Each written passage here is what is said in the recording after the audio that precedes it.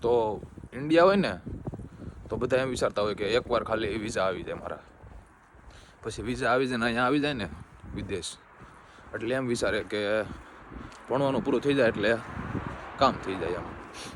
પછી ભણવાનું પૂરું થઈ જાય ને પછી એમ થાય કે ફૂલ ટાઈમ થઈ ગયો, 2 વર્ષ ફટાફટ પતે અને કોઈક સ્પોન્સરશિપ આપે તો કામ થઈ જાય. પછી એમ વિચારે કે PR થઈ જાય તો કામ થઈ જાય. PR થઈ જાય ને પછી એમ કહે કે હવે ઇન્ડિયા વયું જવું સાવ, બધું થતું રહે, કાંઈક ને કાંઈક ઉતાર ચડાવ તો આવવાનો જ છે. એકવાર તમે ખાલી જીવી લો, જ્યાં હોય ત્યાં, અહીંયા હોય તો અહીંયા જીવી લો, ચાલુ કામે જીવવાનું રાખો.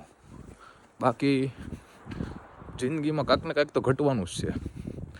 તમે એક કામ કરી લેવો તો બીજું ઊભું હોય છે, બીજું કરી લેવો ત્રીજું ઊભું હોય છે, ત્રીજું કરી લેવો તો લાઈનમાં કામ પડ્યા જ છે.